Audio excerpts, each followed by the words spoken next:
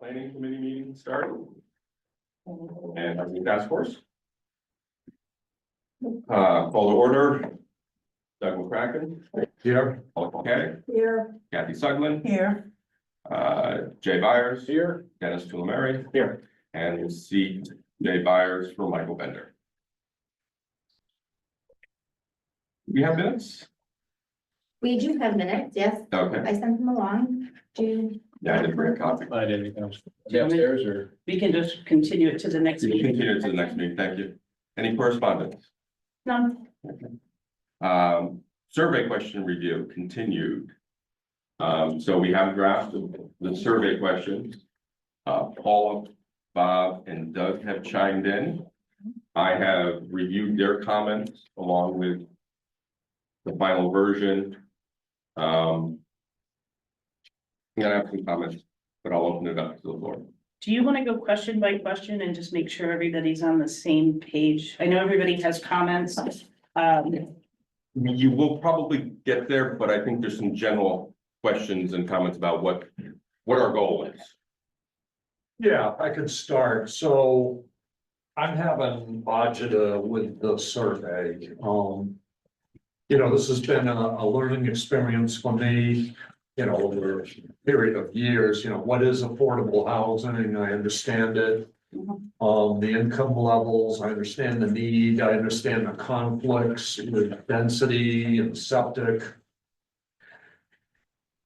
Recently in Old Lyme, they had a town meeting on the zoning overlay. For increasing the density and, they had a standing room only, they had to turn people away.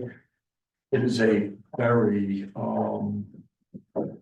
hot topic, and I feel like the survey, it kind of jumps right into the middle of it. I understand this, but it jumps right into the middle of it, and my concern is if we send this out to everybody in the town, people aren't gonna have an appreciation or a full understanding of the issue. So a couple things, maybe they can, it's good we have like the definition of affordable housing up front. It's kind of quick and like, okay, I understand it because we've talked about it a lot in these meetings, but I don't think a lot of people I don't think are gonna understand this. And they may not appreciate or understand, the density, the transit-oriented district, the apartments above businesses, which was the big topic over in Old Lyme. I don't know, that's just, I'm just throwing that out there. It feels like there's not enough context for the town. Just to kind of go back, and I wasn't at your last meeting when you discussed this. Mhm. So just to kind of, we went through and we did a housing survey for our previous affordable housing plan, and we asked a number of very generic questions. Mhm. This survey, remember, we talked about, do you live or work in Old Saybrook? You have those kind of on every survey. But part of this was, at one point, we talked about having a PowerPoint presentation and going through this, and then we talked about the survey and having, as someone takes the survey, having some facts. So I'm just gonna try to find. And I think some of it too is maybe removing some of the affordable out of it.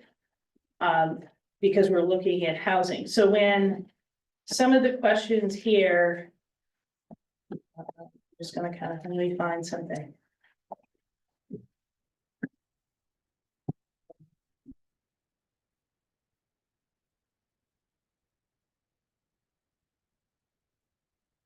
Would go through and have some kind of photographs with them. So we talked about having public outreach, and then we kind of said, okay, we could do outreach, but we thought everybody's a little bit burnt out. We've had a lot of outreach. Right. And then we said, well, how many people are actually gonna come?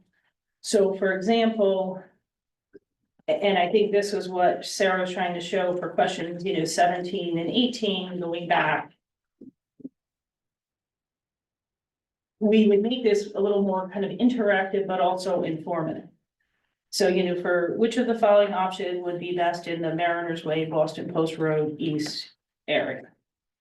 So you could kind of show a townhouse, you would show different types of houses that people could pick the A, B, C, or D. Maybe they don't know if it's a townhouse or a duplex or what it is. But the other thought was, there was a question. So if your question was, how much do you think an affordable unit is? Or the income, this is based on, it would then have a fact afterwards. So if you say, what do you think, the income of Old Saybrook is?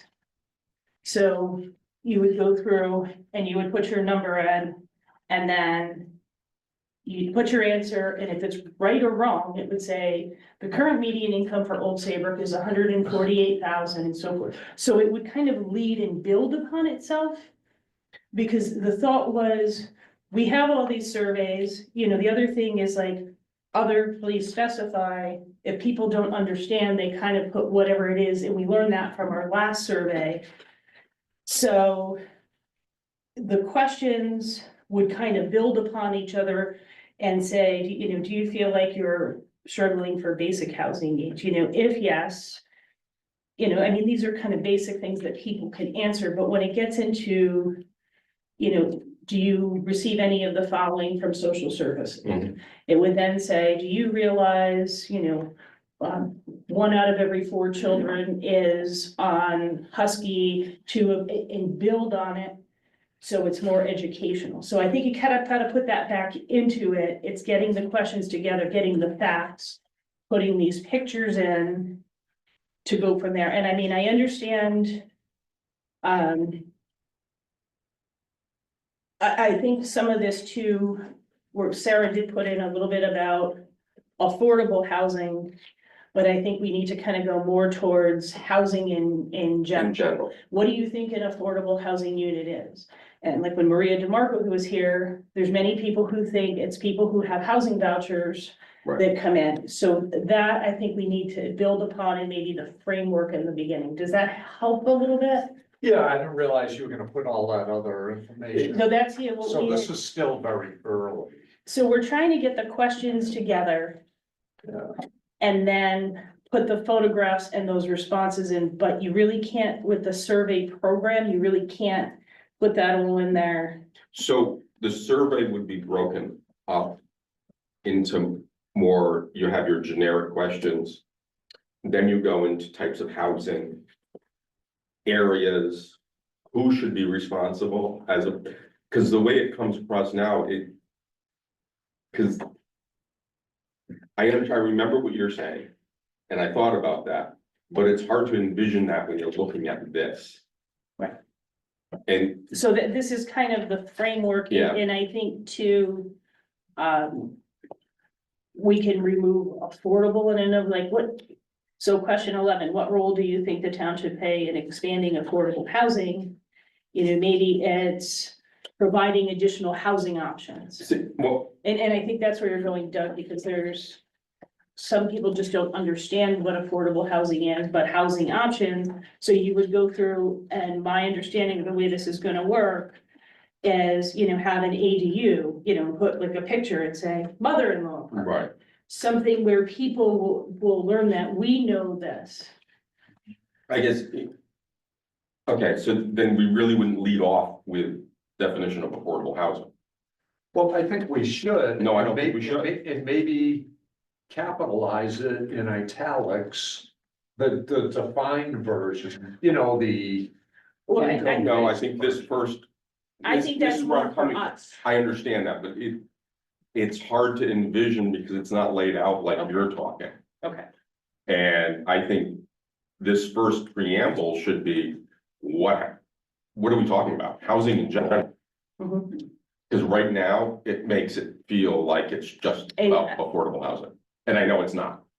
And I also think we need to be careful when we talk about affordable housing because, and I'm gonna address the elephant in the room.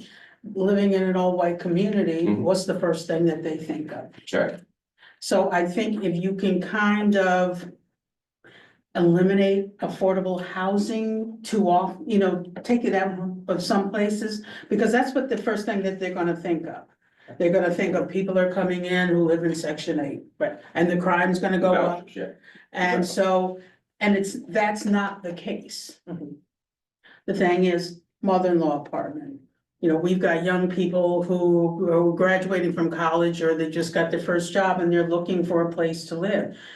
They can't afford anything here. So I think we need to be kind of careful how we phrase it, because what happens is people are gonna get the wrong idea. No, I agree, and I think she put the definition up here just for our reference. Yeah. And all I'm saying is just try to take out affordable housing, don't have it so many places. Yeah. Call it housing options. Housing options, I think, will go a long way. So what I'd like to do, or I think we should do, when we redo our legally required affordable housing plan, is call it our housing plan, Mhm. and then in Yes. the preamble say this is to satisfy our housing needs as well as meet the Right. required statute for affordable housing. Mhm.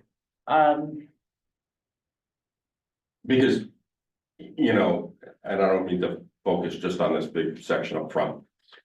But like came highlighted, deed restricted or code restricted units. I mean, we have to define that. So people can understand it. And then, of course, I think Bob asked it. The incomes listed here, they're paying this for rent. Well, what is that? I mean, I looked it up, it's a family of 3.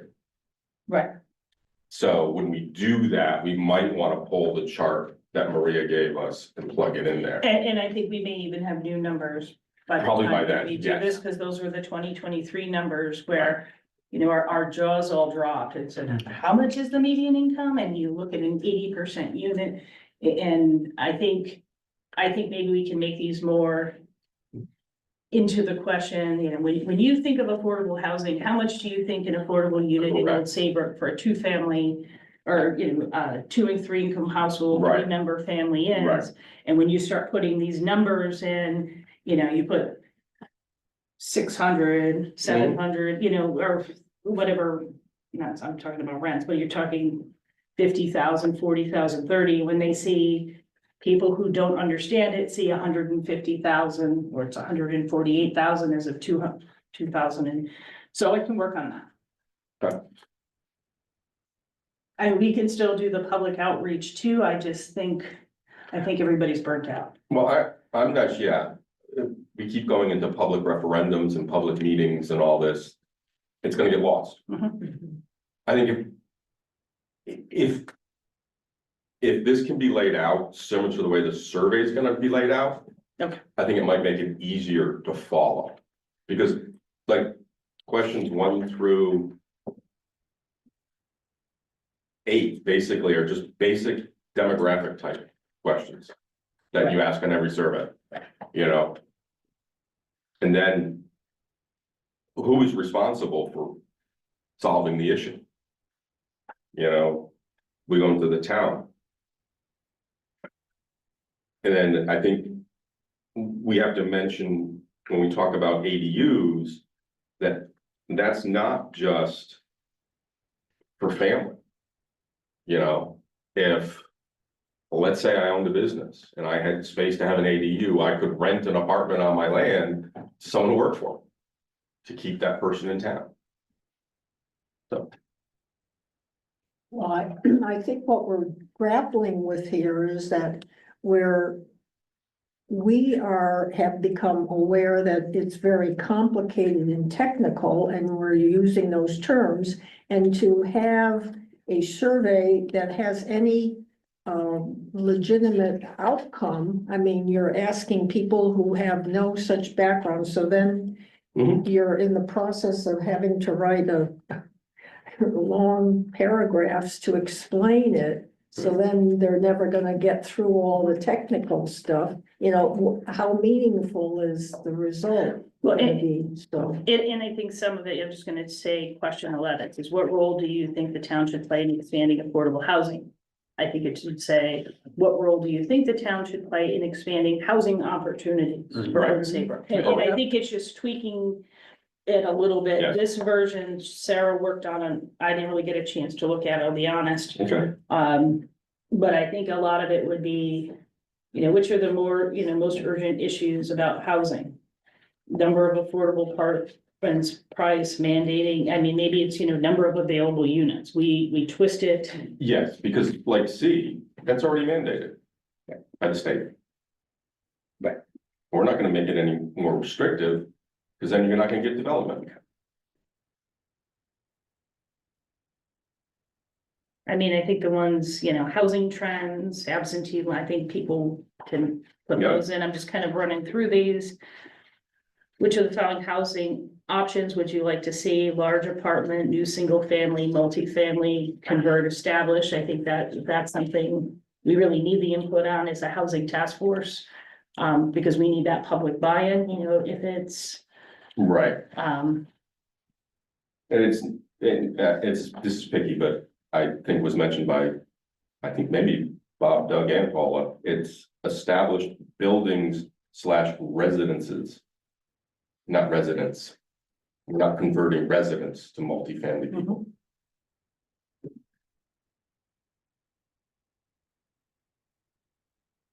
And what did you call them, Doug? Duplex and triplex? All the 3-deckers. The 3-deckers, yeah. we get a quadruplex, we can really get into it. The 3-deckers everywhere. Yeah, I put my comments, like which of the following options would be best for young families? Well, I don't know, for me, it would be a single family house, but I don't feel like I'm in any position to tell young families what. But I think when you go back to question 2 and they analyze it, you're gonna say the best option for young families. So you and I are gonna say an apartment, weed us and then we're out. gonna look through and say, oh, well. It looks like everybody over 40 said the best option for young families apartments, but the young families. Will say 25 to 34 all said single family. Right. Yeah,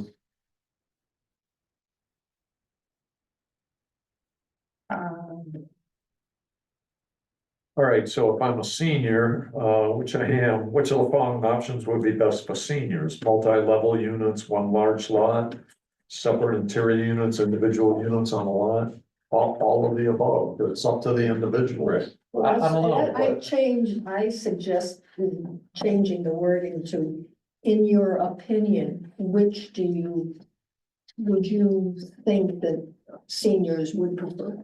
Or something, I forget, Well- the emphasis What would be was your not that preference or? you were being a know-it-all, Right, that right. you were dictating. Maybe there's a way. To say, if you answered, a young family, so we're gonna say they're 35 and younger. So then ask them, what type of housing are they Exactly, looking and go for? and ask them, Correct. not ask Everyone. what we're going through. So we cater these to, if you're a young professional, that could be, Yeah, I wonder if, And I made the comment, I didn't like the word professional, what if they're a young retail clerk? Is that a professional or a firefighter? well, I guess the question is too, why? Yeah, what is young and why professional? Why not? Well, I think we for put- young workers. But I sent out my written comments. So which option would be best for, and I mean, I agree with professionals, maybe we say, single individuals and couples. why are we limiting to just, I guess, like, why don't we just?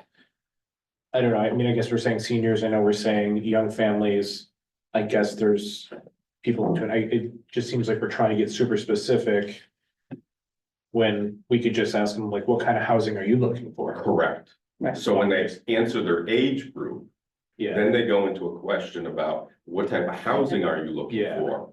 What do Okay, you just make it And broader. are you still looking? Right. And what would you like to be if you're looking? Yeah, for- like, what would interest you, like, what's Right. your, And then we can get rid of those multi-level questions. right? Yeah. I think, just think they're kind of like oddly just too specific. Right. So let's just. Because you could get, seniors that are looking for single family housing. Yeah. I'm not a young family and I don't think I'm in the senior category, but I would want housing right now. I would move tomorrow if I had housing options, but Right. no, I think we, Yeah, I'll tell you right now, a senior doesn't want multi-level flooring, multi-level living. I mean, I think those, some of them I think are kind of no brainers. But it's more, It comes into that consideration, because, we don't require an elevator until you get 4 floors. So everyone builds 3 floors. And seniors need elevators. Hell, I need an elevator.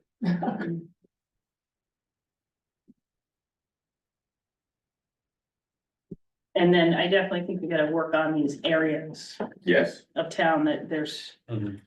Sarah and I went through and I was just some. What if you live north of England Hill or north of Route 1, what, Yeah. it's a little bit, that's gotta get,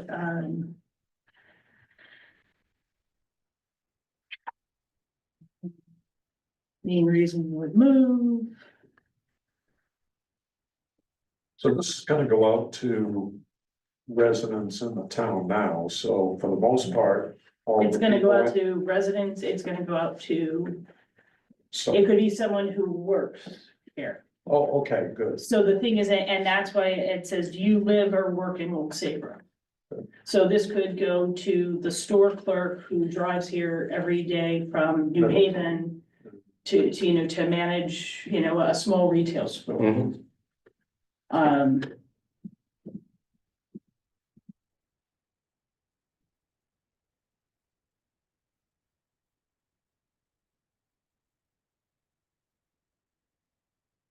And then the neighborhoods, that's kind of tough. I mean, I'm thinking, do you live in a beach community? Do you live north of Route 1? We're gonna forget somebody. I That's- think it would be better if you did it that way, geographical as opposed to the name of the neighborhood.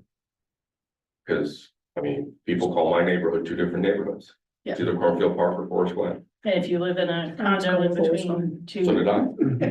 So if you did beach community, north of Route 1, south of Route 1, Mhm.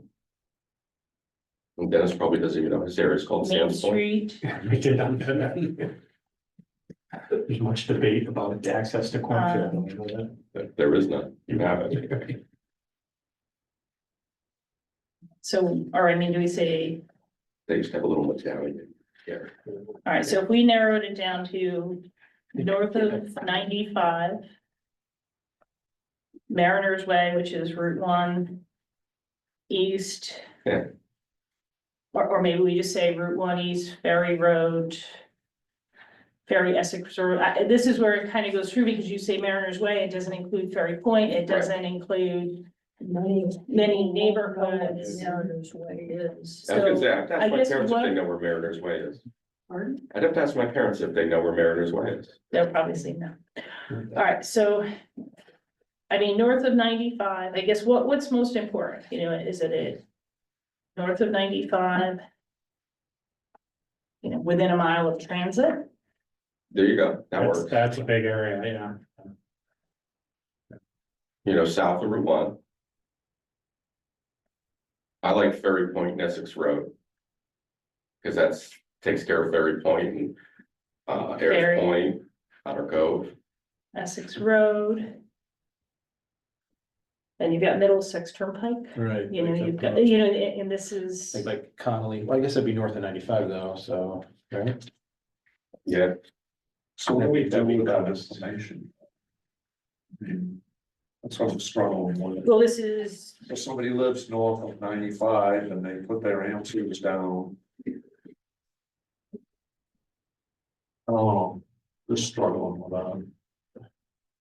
so maybe we It's, just say, it's a lot of, like, when I flew through the questions, like, as a responder, I was kind of asking myself, all right, what am I telling the town? And I didn't really know, because it feels like it, and I know it's still work in progress, so I don't mean to be critical, but it just No, I mean, I feels like know it jumps this all is- over, like, what does it really matter? I guess I live in Cornfield Point, does that really matter? Yeah, would you move someplace tomorrow, right? Someplace different, I mean, Yeah, I guess the question is, I mean, is it the density question? Do I want more density in my neighborhood, or?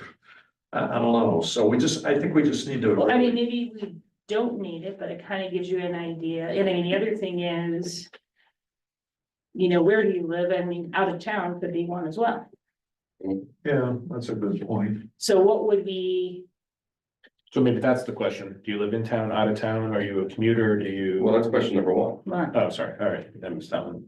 so does that cover it? I mean, I guess what will we get out of it? Will we find that more people north of Route 1 don't want apartment buildings and find that people, I mean, you know, I mean, that's kind of the interesting part of this too. If you're south of Route 1, you know, they're gonna push for more density. You know, I don't know. Yeah, that's a good point. While we're doing the survey, that's your chance to grab that data, so. So if we said, and obviously all hypothetical, we wanna put 5-story apartment buildings and write regulations for that north of Route 1.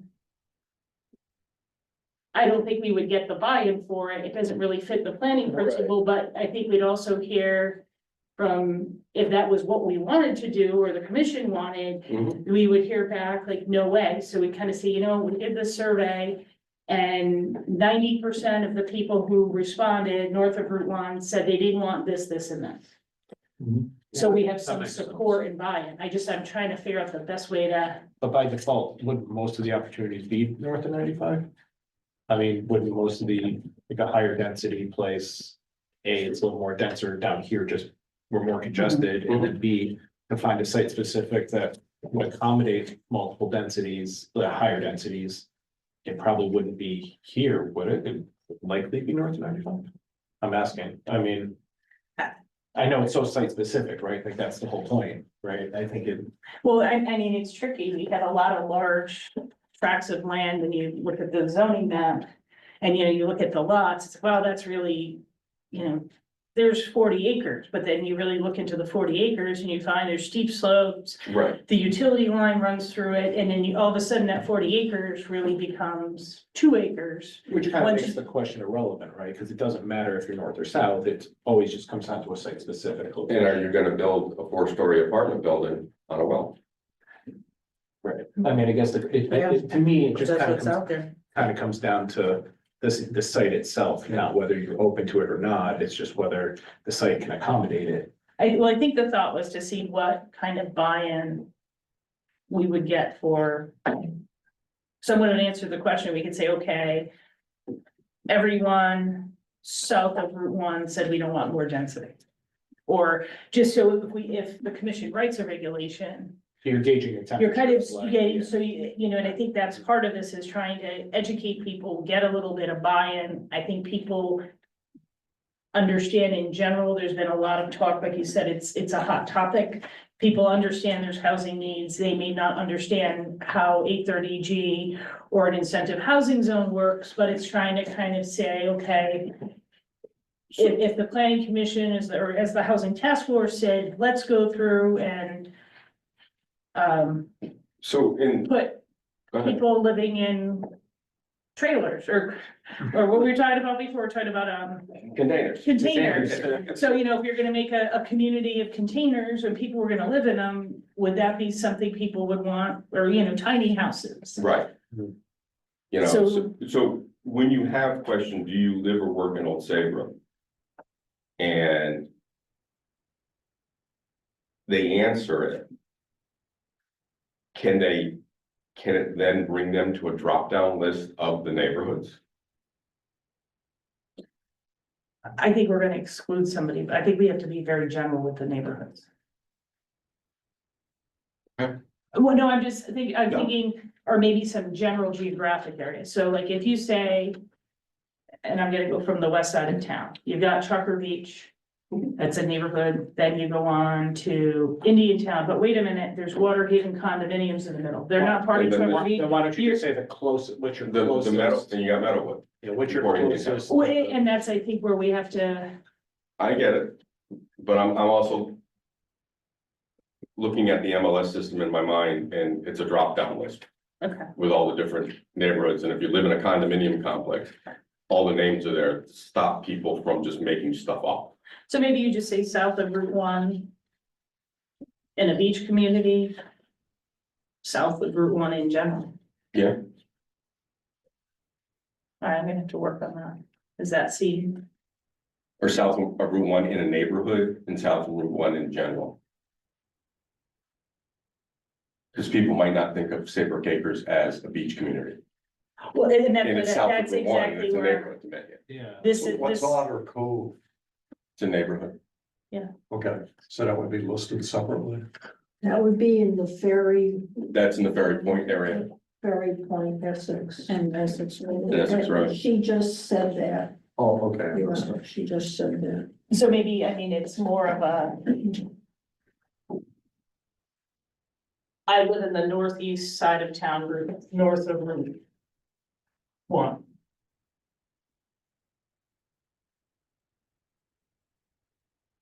Do we list it by zoning? Instead of like. People aren't. No one knows, no one knows. They're trying to make it Well, very, no, but my point was like, if you could put in the address and say, find your map, or I don't know. I mean, people, I don't know. you get a survey, you're busy in the middle of the day, Yeah. you're like, oh, I don't know. Yeah, because this is gonna, economic development. this one's gonna center take for off. the best Yeah. pizza restaurant in town, or Okay. whatever, you oh go yeah, through. I saw And that. then you start getting into all the different things, and then you're kind of like, really, I thought this was quick. You know what I mean? And you're halfway into it, people get bored. And I don't wanna have to vote on something every day. Okay. So I guess the thing is,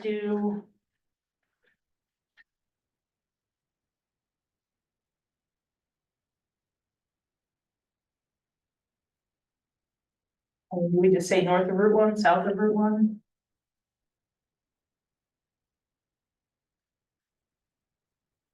Or do we phrase the questions a little? Yeah, that's. Are you on the right side of the tracks or the wrong side? One and south. I just don't want someone to say, oh, I live on Whisper Cove Road and you forgot me, or Ford Drive, or I think we need to.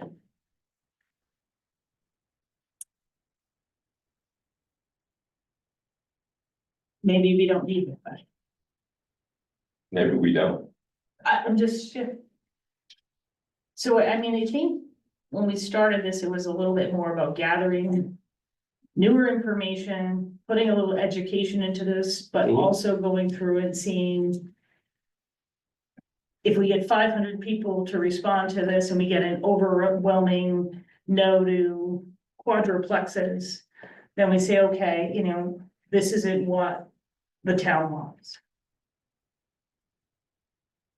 So, I mean, we would get that overall, but does it matter if people want quadruplexes in Cornfield Point, or, does it matter, or do we just kind of take the general information and gauge it? I guess it really kind of comes down to, I know that.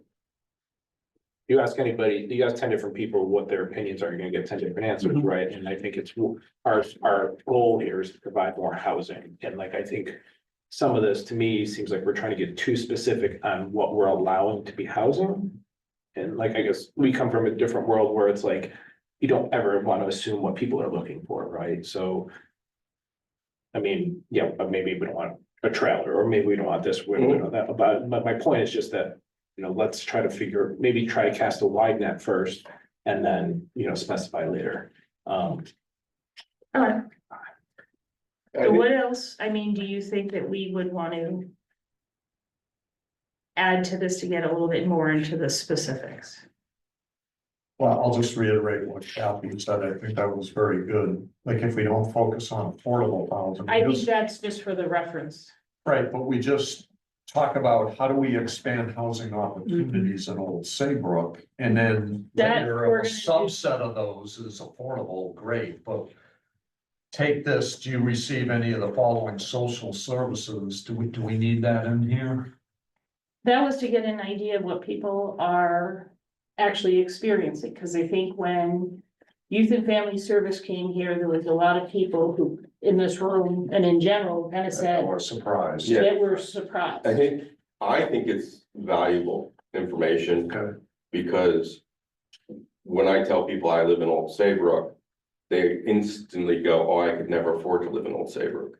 Mhm. Well, that's not necessarily true. And, we need to stop thinking that. Mhm. Because you look at the number of people that line up on Tuesdays at the Congregational Church for the soup kitchen. That blows my mind.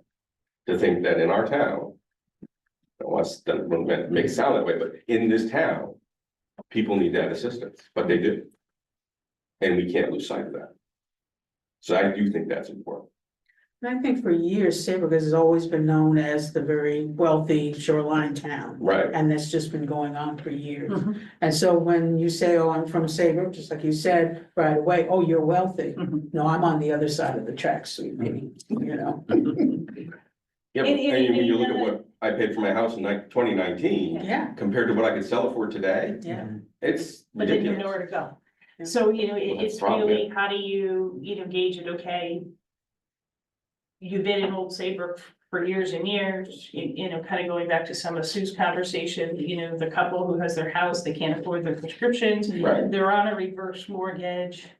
They're not gonna tell their neighbors, hey, I can't afford my prescriptions anymore, and going through, I think there's a lot more people who are I think it's good. There's more it's- people like that than people realize. And I think that's an important I do too. thing to find out through this, is how many people, really, are answering these, are we gonna get? Are the people responding to this? Are they the ones that aren't using any of these services? Exactly. Because if that's what So they're doing, the information's skewed.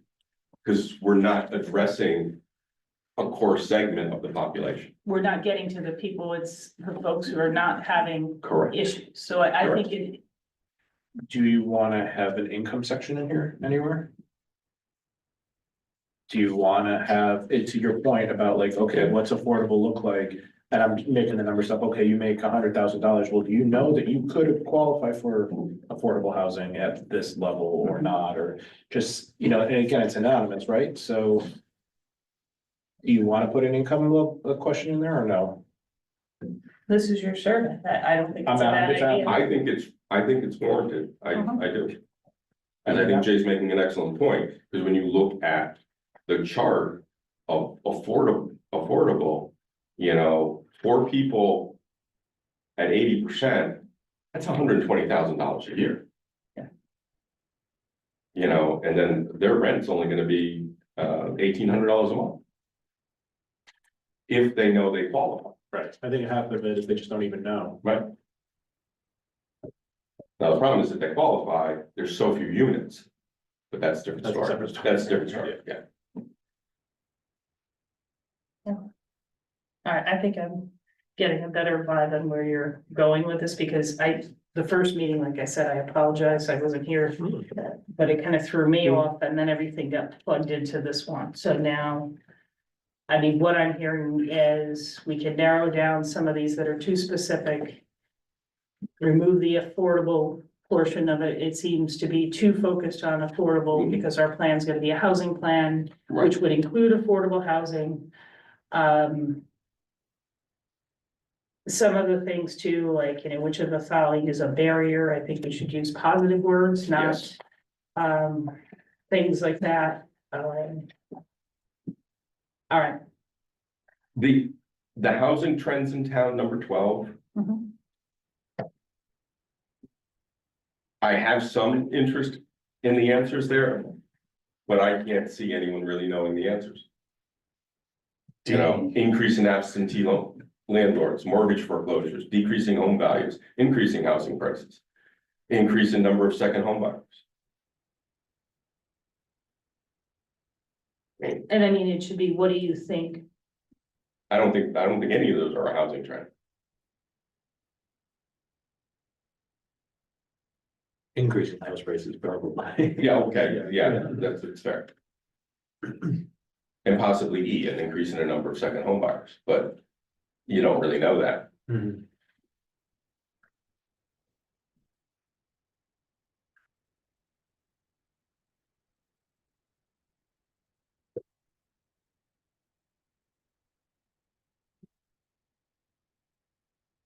Well, that's another, I mean, do you say, what do you think?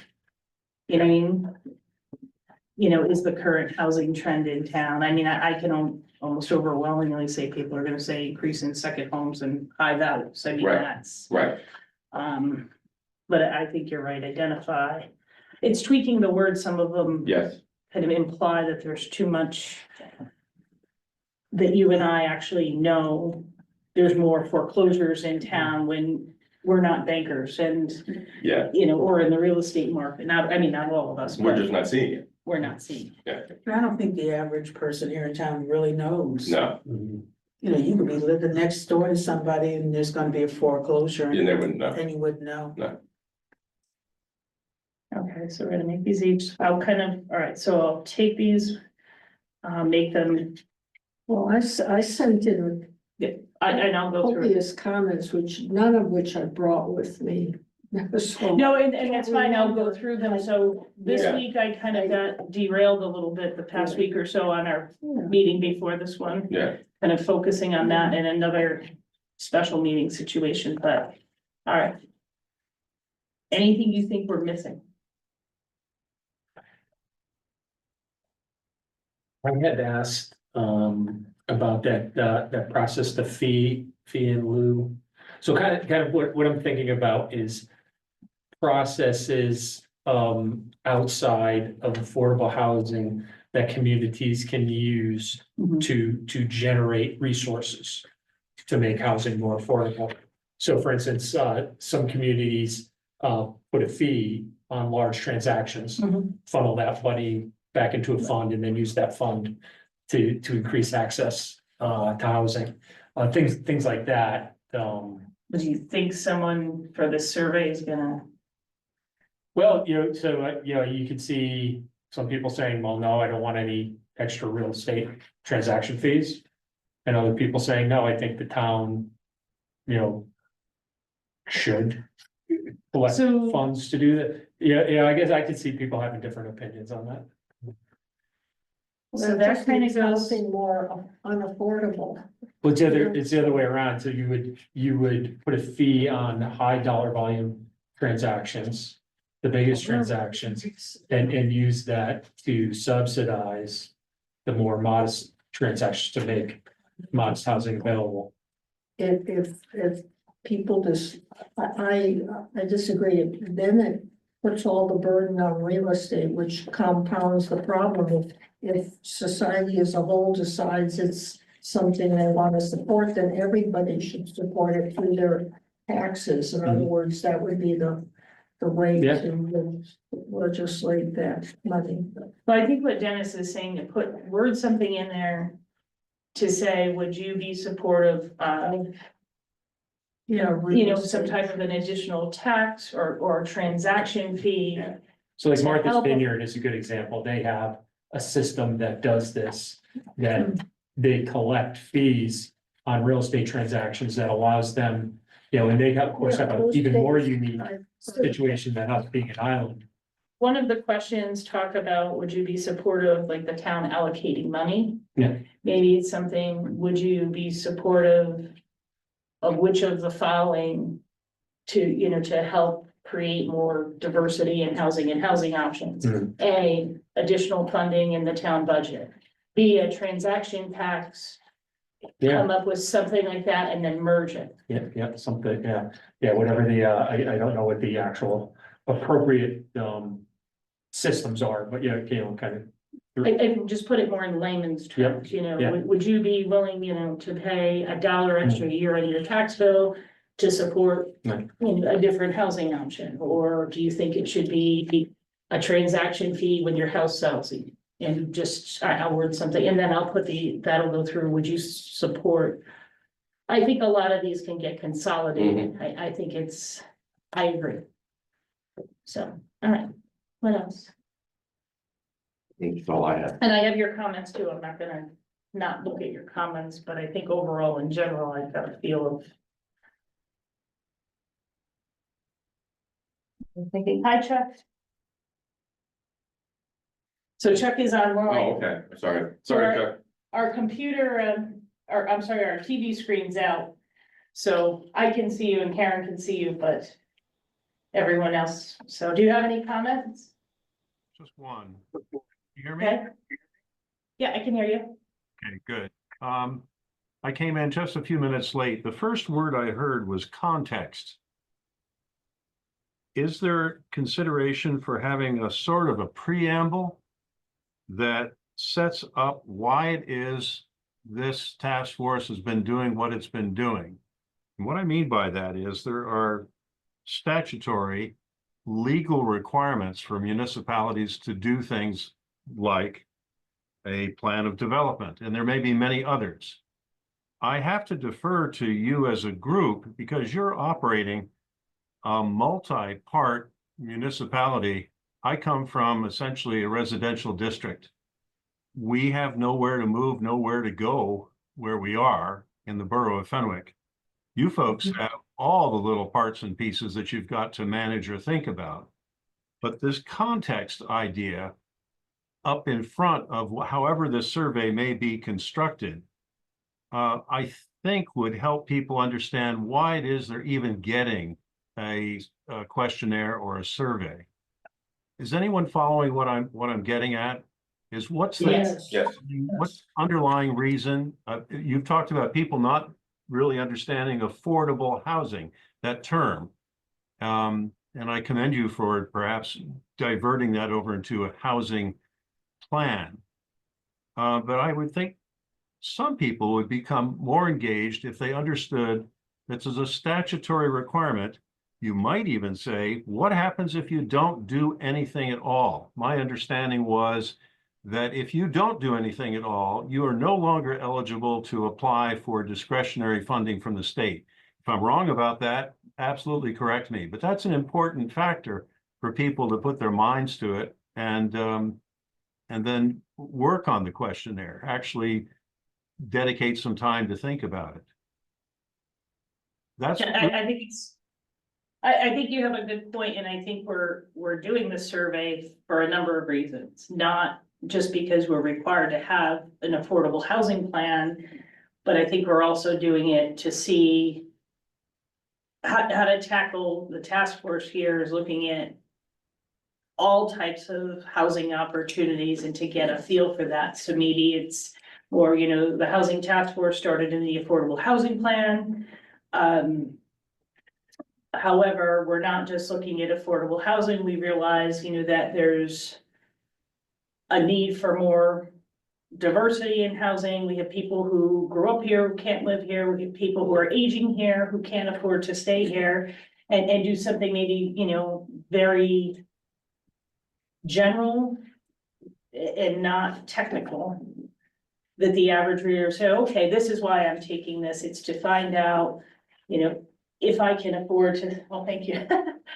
Now we can, everybody can see if we can afford to, you know, move here, or will my kids be able to stay here? And so we can do that. That's Yeah. fine. but I like where you were going, John. That makes Yeah, I sense. do too. Okay, All right, all right, I'm on it. okay. Next topic, zoning regulations, questions and answers. Your description of the zoning regs in the layer cake, was it? Mhm. That made it all make sense to me. I hate to say it. But I don't know where I got that. it finally made sense to me.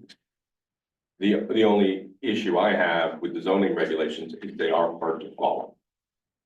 So if I'm looking up stuff for an ADU, it's not specifically stated in the zoning regulations. I guess it's in-law apartment or apartment or, So we've called them, so the ADU regulations have been in effect in Old Saybrook, I think, since the 70s. yeah, And they were called accessory apartments. that's accessory law. So now that ADU is the term, we've always had accessory apartment, then we moved on to mixed use accessory apartment, Right. then we switched that to mixed use apartment. It's just not going with the trending term. Yeah. So at one point, I'm sure they called them mother-in-law apartments. Yeah, You know, and people come in and they say, hey, I want to build a mother-in-law apartment. Then they're not gonna know what an ADU is or an accessory apartment. right. All right, so I'm happy my little cake um. Thing helped. Right. Yes. Anyone have any questions? Or do you want to give an answer to the zoning regs? Chris will come up with a question. Yeah, so Chris, I just wanted to ask, you know, it was in my email questions, looks like a while ago, but. So section 36 is for planned development districts, Mhm. and I understand that would overlay, you know, some zoning area, but. Are there planned development districts Okay. now? And So, where are no. they? So, 36, the planned development district, actually, began out of one property. So on 91 Sheffield Street, the former, Marine. marine surveys, the current property owner, went to make some zoning changes. I forget, it's been a while, the details.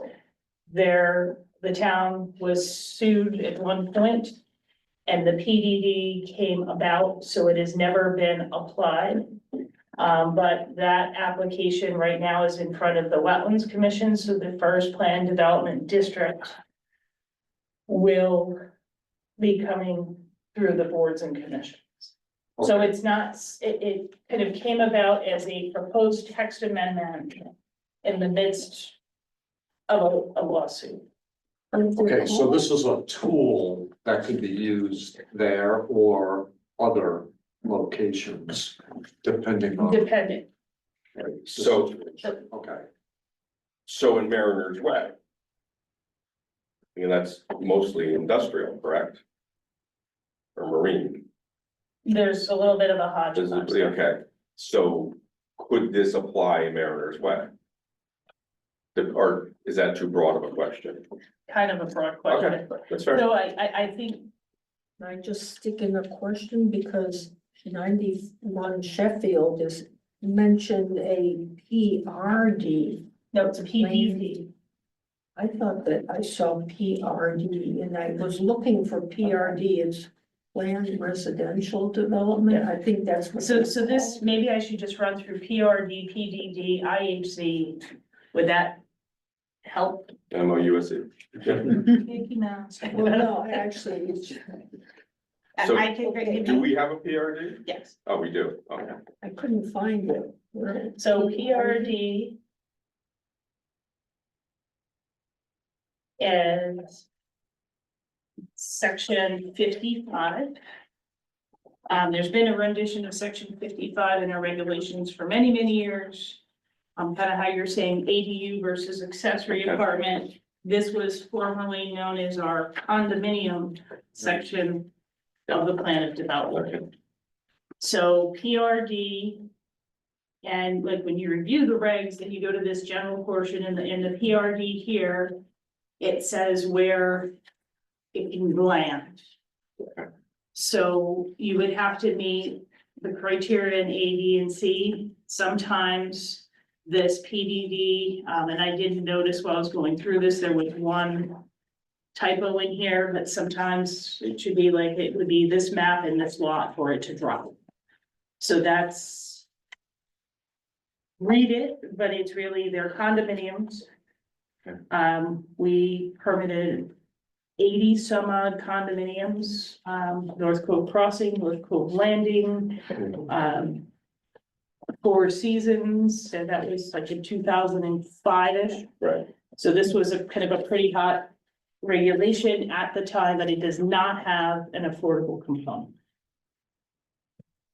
okay, And then Well, so that's why I'm trying to, so like North Cove Crossing, North Cove Landing. Summerwood was probably permitted under this regulation when it was known as the condominium regulation.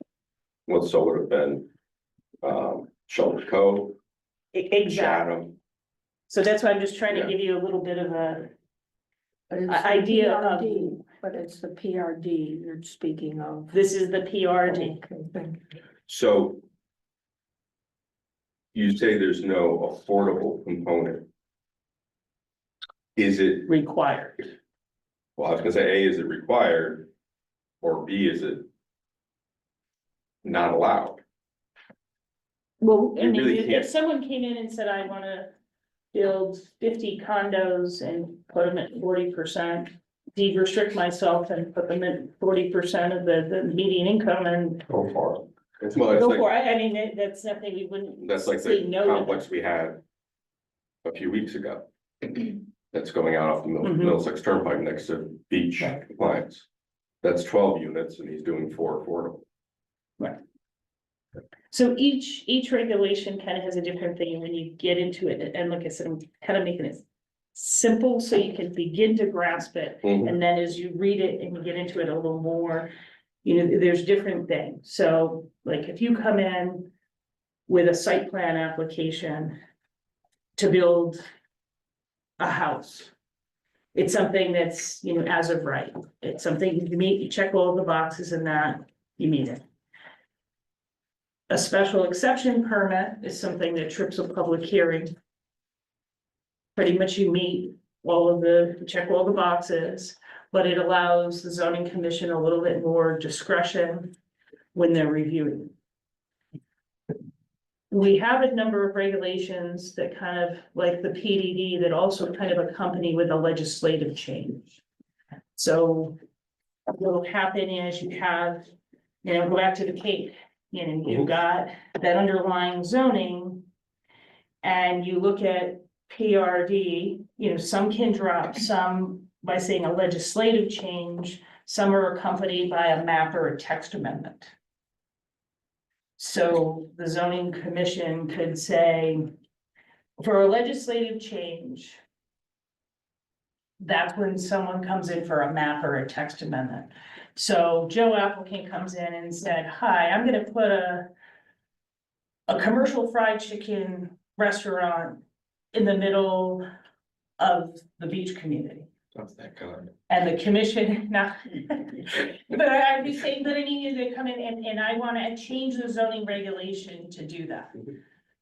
The zoning commission could say, as well as this commission, that's not what we're really looking for. That's not what we want our community. It's not consistent with our plan. It doesn't make and deny that application. For the most part, you know, legislative changes because it's your community, you know, you make those rules and those regulations. Like, do you want cannabis or not? Do you want XYZ or not? So that can be done through a text or even a map change. Like we had that map change where there were several with that whole hodgepodge Right. of zoning a month or so ago. Right. It's saying, okay, this, I want to change this from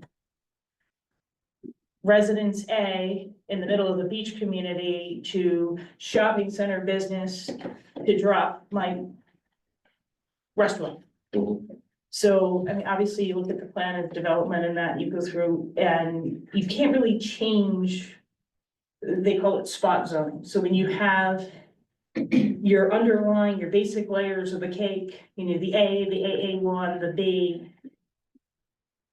You really don't, you can't just zone one and say, oh, well, Susie makes great chicken.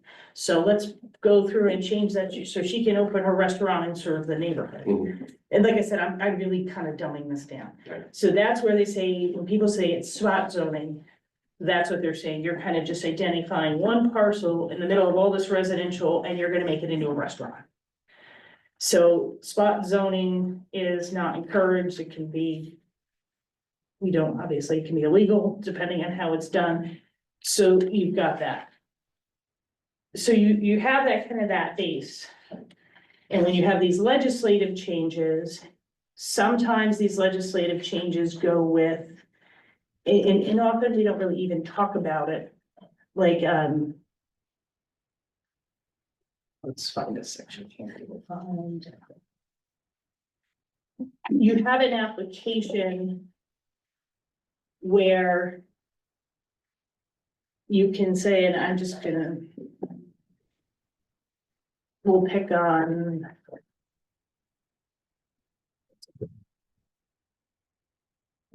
you have overlays and you have areas where things can drop.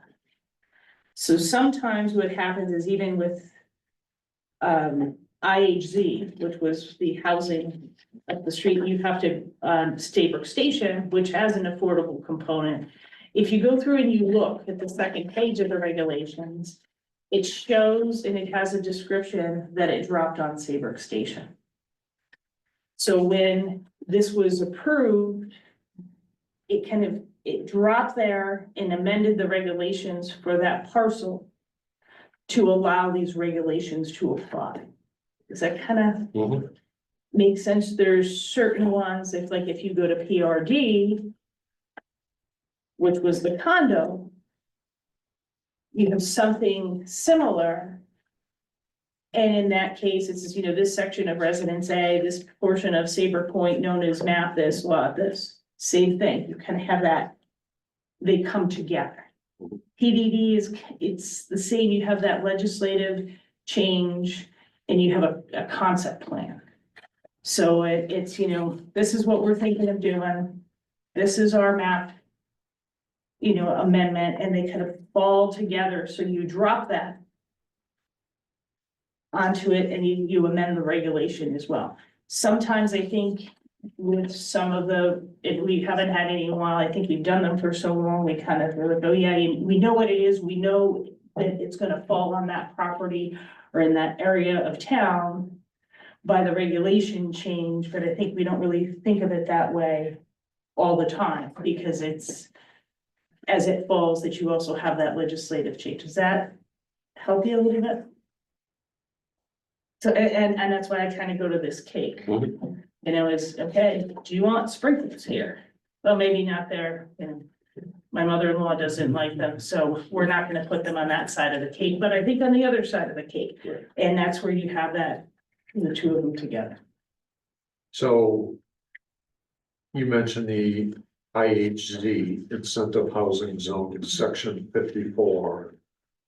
In the specific areas, you mentioned Saybrook Junction and the Seaferry Point.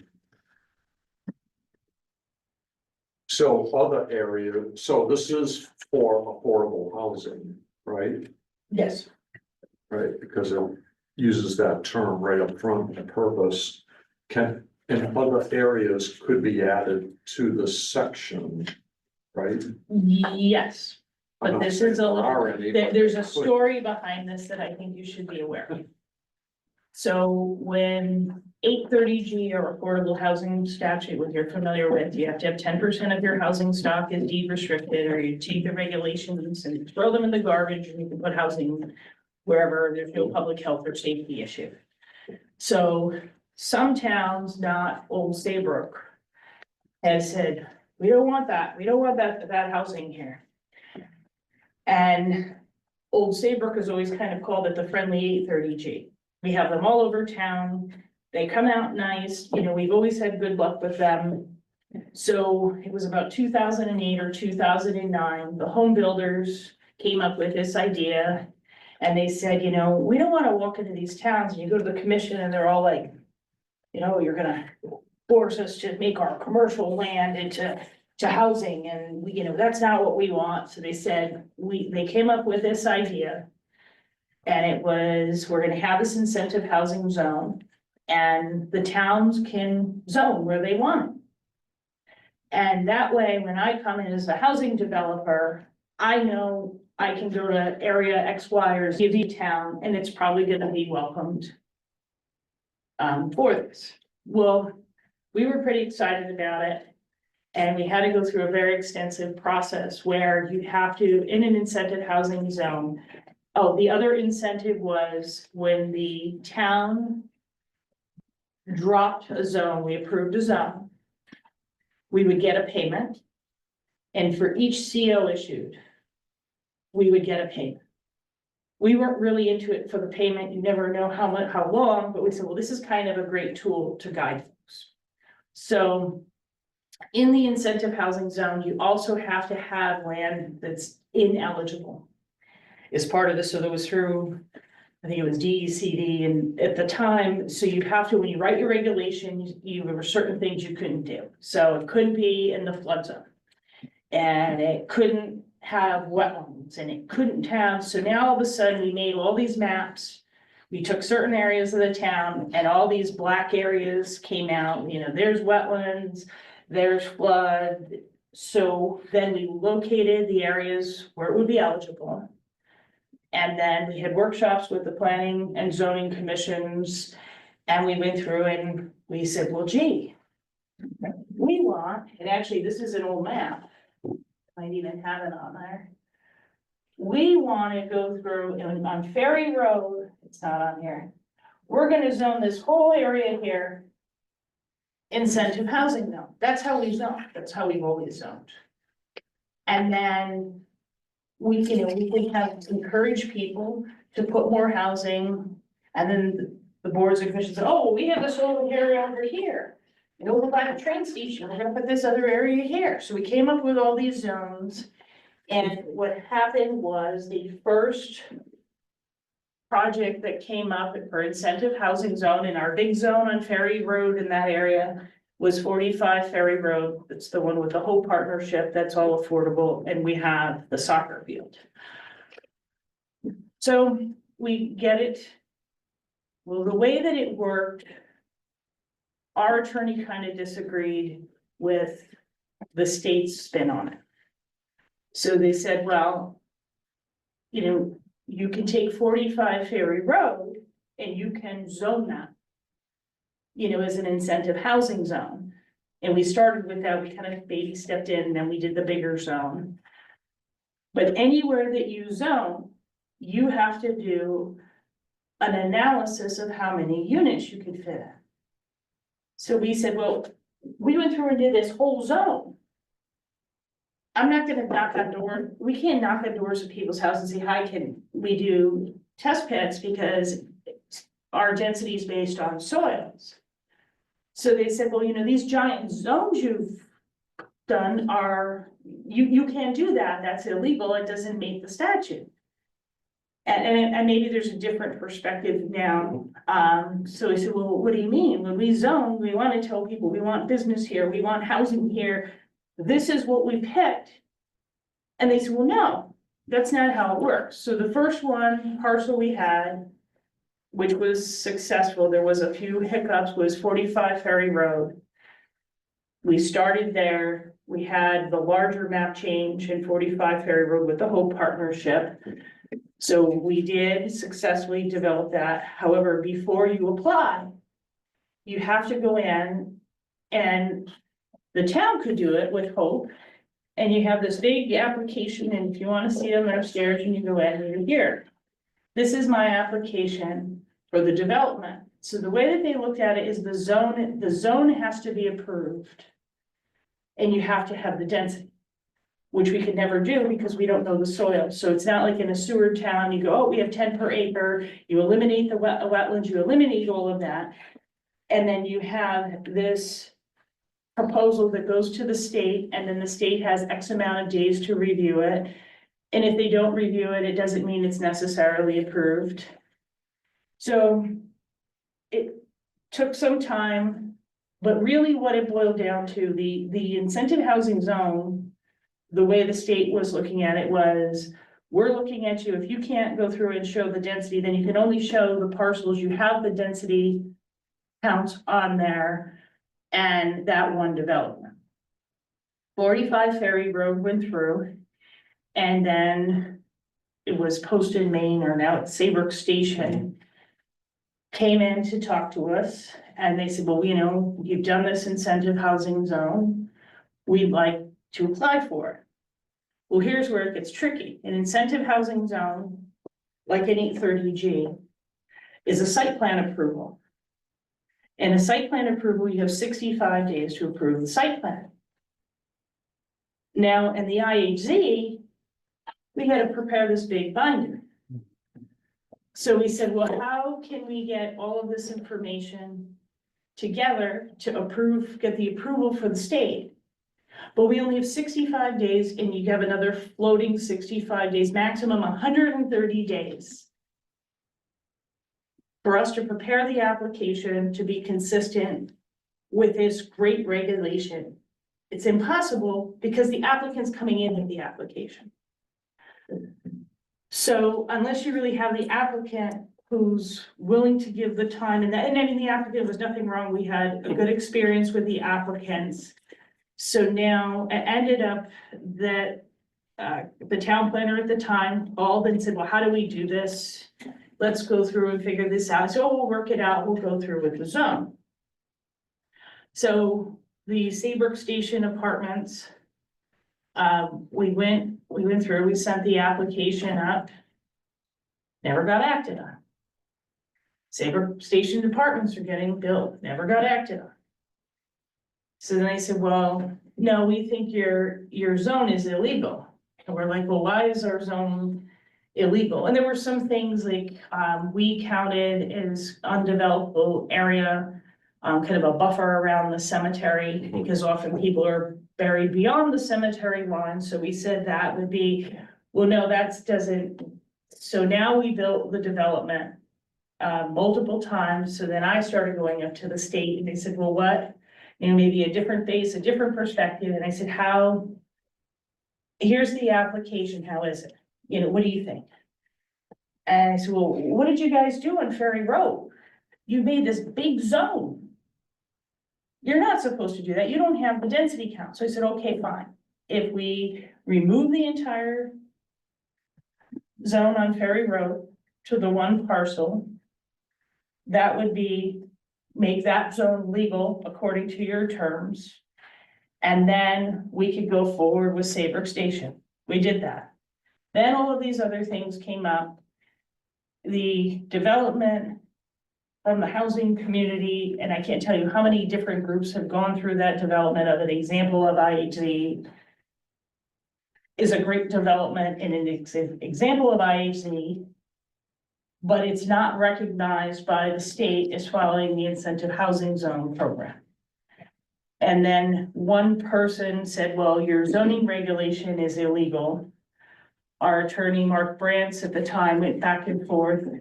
And he's like, no, it is a legal regulation. You don't know how to do zoning. So Mark, of course, goes to this seminar and there's a representative of DOH there saying, you know, Old Saybrook, you know, and their attorney, they're bashing our program. So we all end up going up to see the commissioner and it ended up, they said it was, yeah, we couldn't have done that. So we've stayed away from the incentive housing zone. And the zoning commission, you know, has talked about having another inclusionary zone with an affordable component. So the PDD that we have, that was kind of based just on that 91 Sheffield Street situation, not that it couldn't be used somewhere else, but it wasn't.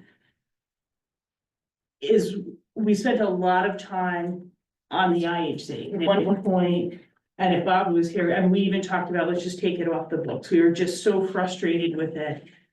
You know, and finally the zoning commission was like, you know, and we're not gonna go forward with it.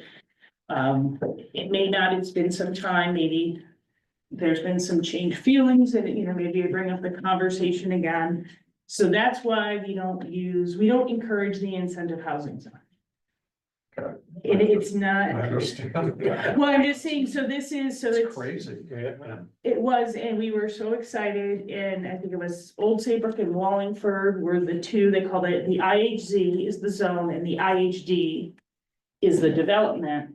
But pretty much for Old Saybrook, you have to have the IHD and the IHZ because you need that IHD for the densities to get it approved, and you have to have it before. So we just got in the habit of encouraging the friendly 830G, and we've never been scared of 830G. You know, we've had some interesting, initially, there was some with the property up on North Main Street.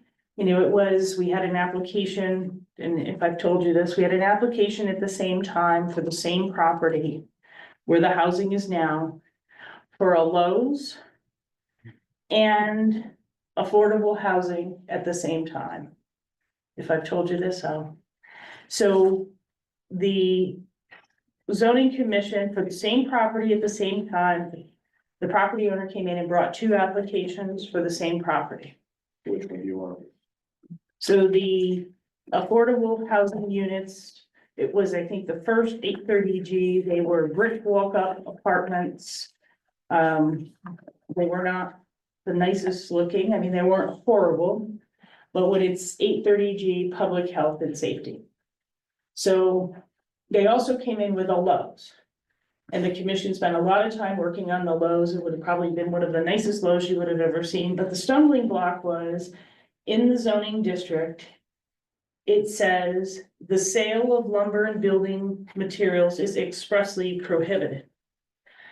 So the commission's like, well, you know, you're selling lumber and building materials. And they said, well, that's not really that, you know, we cater to home improvement, you know, we sell curtains and blinds and you can buy a lamp. And the zoning officer at the time, you know, went out and he was going, we had a Home Depot application. He was like in Lowe's kind of, you know, with the tape trying to figure out how many square feet of lumber and building versus patio furniture and Christmas decoration were inside the Lowe's. And the end result was the zoning commission said, well, you know, you did a nice job on it, looks great, but we don't allow it. And denied the Lowe's, and then they approved the affordable housing with conditions. So we were appealed on the approval of the affordable housing development for having conditions that were too restrictive, pretty much saying we were making the project unaffordable. You know, and some of the things were, we think you should install sidewalks so that people don't, I mean, these are how you write these reports, so people don't walk in the road and die. I remember like some of these. At the time, the commuter lot wasn't there. There was sound studies, there was a number of different things, there was no fencing, so it was, you know, we think you should put up some barriers so that people didn't run into the train tracks and die. You know, this is our public health and safety. So Bob actually was the one who went to court on this. So the end result of that approval was the zoning commission said, well, you know, we'd like a number of these things, however, if we're gonna do this, then we want more affordable units. Which wasn't, I don't think, what the developer thought, because a lot of towns say, we don't want all these units, we don't want the development, so the summary of it was we ended up with a affordable housing development. And through the end result of the litigation was we got more affordable housing units than was required by the law. And they never built them. So 830G, the IHZ, now we have, you know, the PDD, which has that component. So the thought would be at some point, you know, to create some other regulations. And go from there, and I'll lead into something else. So, getting a little off topic, but on topic, we had our presentation from MRDA, which is not gonna be called either of those. I guess the name is changing, but I'm gonna just call it MRDA because I know you remember that from the presentation. There's a new name, which I don't know right now off the top of my head. But the Board of Selectmen, on April 8th, we did it before, but then we didn't have a hearing, so April 8th, the town opted in to murder. So that, I sent that up to the state there. In the meantime, I told you about that DOH grant that we were interested in looking at the accessory apartments. The DOH has some interest, maybe not on funding the whole thing, but partial potentially. So I'm putting together and getting quotes to work on a proposal. Jacobson would help, and then I have to do it a little quickly. The thought was I talked to the consultant today, WSP, who did Thrive, since they've already just walked the area. They're familiar with the transit. They've actually done a few similar analysis on Main Street. So the proposal would be to take a look at our mixed use apartment regulation, why people are not taking advantage of it. Is it the soils? Is it the parking? To do a little analysis, do an overview, and then maybe pick, I'm not sure what the magic number is, 10 or 20 sites. There's 55 in the B1. that would be potential candidates that would be more eligible than others.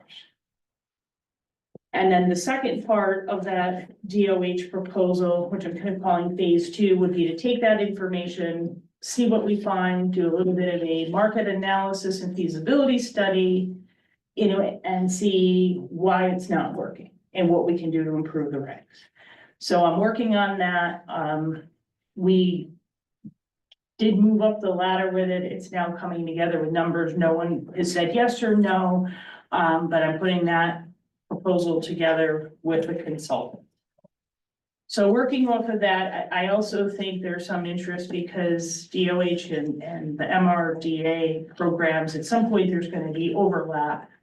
And I think that is a little bit interesting on how that's going to work. So today I had someone come into the office who is interested in building some housing, a smaller development, doesn't have the number, the location doesn't meet the regulations. But then I said, well, wait a minute, the light bulb went off. And I said, well, this isn't within a half a mile of the train station. Not necessarily where we would think. So I explained all of this and said, and Ed Casella's the attorney representing, and I said, well, would you be interested in working together and going through, not that I'm saying yes or no towards that one, but into creating a regulation within a half a mile of the train station that would have an affordable component, that maybe we'd have a little bit of density, would fit in certain areas, maybe for smaller lots, for some infill development, where I think we could pick up a number of different places where we need the regulation. So, they said, we'll take a stab at it. So I'm hoping in your second meeting in May, or maybe the 19th is zoning, the 21st is your meeting. But the thought would be to have a joint meeting of planning and zoning, just to kind of talk. I mean, the dates right now are kind of, you don't need to get into the, but it could change. It could be June, it could be August, but to kind of have a discussion about this proposal. And then I've been piping in on some of the things I think that would help us move forward with some of the regulations. So we've talked about having another IHZ type of a zone or another tool, and maybe this could be the opportunity to do that. I'm not saying we're favoring the development or not, but if they're gonna write a reg, Right. why not write something that can help us move all the other things forward? So that would be huge if it's acceptable.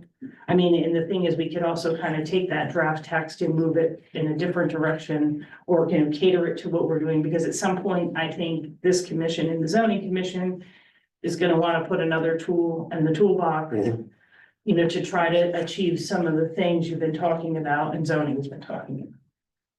And that would help us with the housing, so. Right. And then with the other program, if we can get that grant. Right. The survey will get us in line for starting the rewrite in the fall of our housing plan.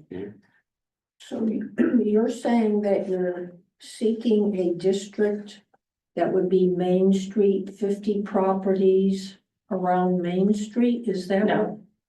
So the B1 district, I thought?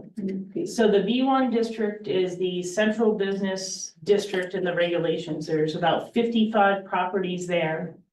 We'd be seeking a Is that Main Street? No, Route 1? Main Street B1. Yeah, This that's is what I B1 said, here. Main Street, okay, B1, yeah, that's the one we'd be seeking some advice as to why our mixed-use housing regulation is not working with the study and so forth. so that's not connected to the MRDA. Well, no, that's not. That's a different Okay, thing that I'm exploring for housing. okay, We talked about MRDA because housing in this grant Okay. and MRDA, which MRDA does not necessarily, it doesn't include affordable housing, it's all housing. And then we have to go through and work on, or I guess I have to work on putting together what we have to qualify, but I think if this other potential applicant comes forward, is willing to work to meet some of these qualifications. And obviously, it's legislative, the zoning commission would have to go through, they're just gonna kind of say, hey, what do you think? It would kind of get us thinking about something within a half a mile of transit on smaller lots that I think we could maybe have some refill in the, infill development, infill development from there. So there's a lot going on. I Yeah, there know, I know it may not necessarily be in front of you for every meeting, but in the background, we're trying to get a lot of these things in place. Hopefully, is that, In that new district or whatever it's gonna be called, that would just get approved. Like it would come through here for a favorable recommendation to. this is just a general discussion with the commissions, a preliminary discussion. Oh, no, I understand it's preliminary now, but I mean, to get in the zoning regulations, it Well- just gets approved by the zoning commission. Well, no, It it doesn't would, go to a town vote. no, just like any other text amendment or a Okay. map change, so any We text review amendment. it, we or map, advise the zoning. Zoning gets it, they go through, refer it to you, you say it's inconsistent or consistent with the plan of development. But the initial thing is just kind of saying, this is what we're thinking. It may not be necessarily what everybody here is thinking on the boards on planning and zoning. And it could be, you could say, wow, this is, you could give them feedback that they may not want to come forward. It may not be what you want. But it's something, and it's a start. There's some things I think we've been talking about, like, there's a few things I don't know. So they're working on this for a discussion and some ideas and go from there. Okay, sounds good. Sounds And good. even if we have the discussion anyway, and you don't like it, at least we'll have the boards and commissions, and we'll get some feedback, and I think it'll help us to work together to go from there.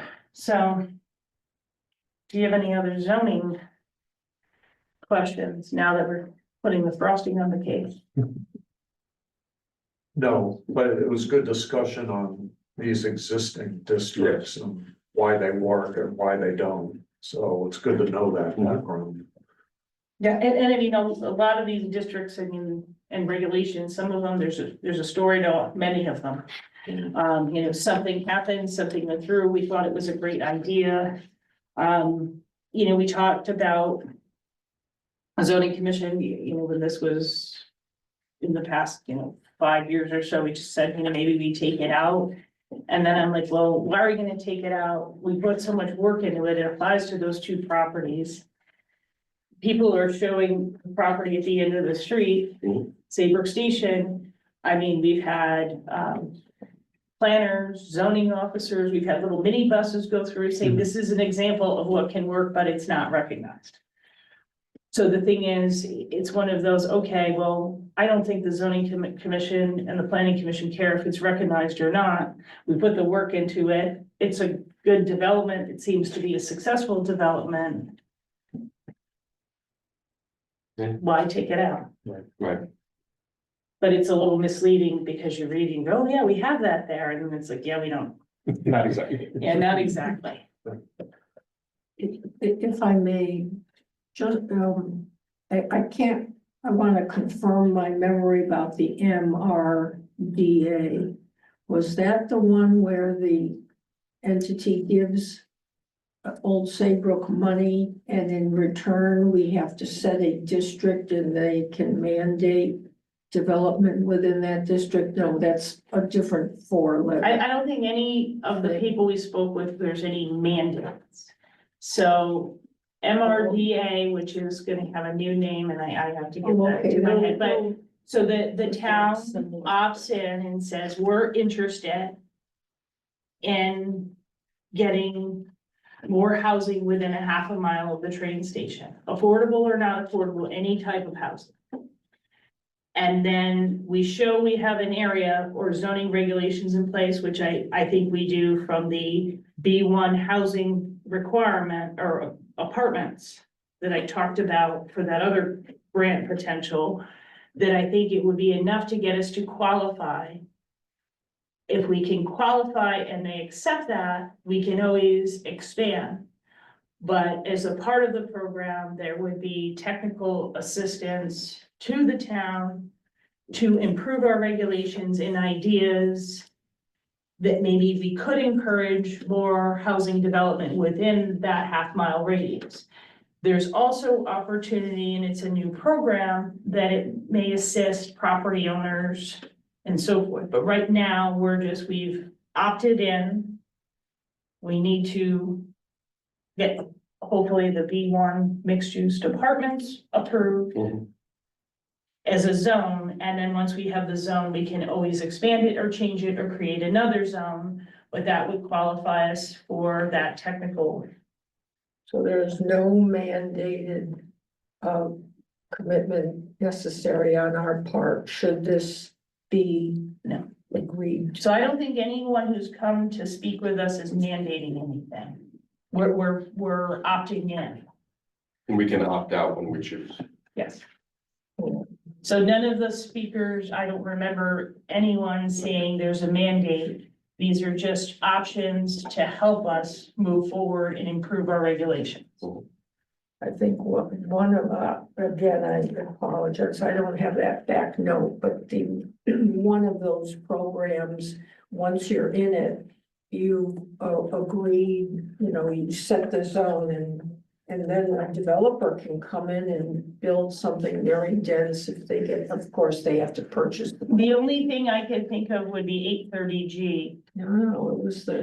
I don't remember Okay, anything. all right. Yeah, it's a little confusing. There's a lot of things we're Thank looking you, at. thank you Yes, for that. I had a lot of people clarification. talking to us. so. Yeah, well, Yes. yeah, thank you. That is a concern of mine, so. But I don't think any of the boards or commissions would want to opt into something That would lock us in. that would lock us in. If anything, we would probably opt out of things that would lock us in, that wouldn't allow us to do what we want to do. Right. Or, you know, kind of cage us in if a law changes, you have to do that.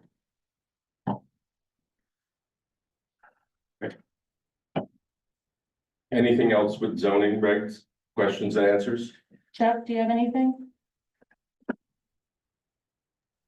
No, ma'am. Okay, thank you. Any committee or staff reports? I kind of got into the staff report Yeah, you did. through the zoning discussion.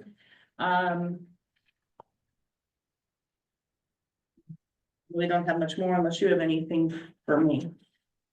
No, nothing for the meeting. Because the hour is late, I won't talk about 91 Sheffield, that'll be for next time.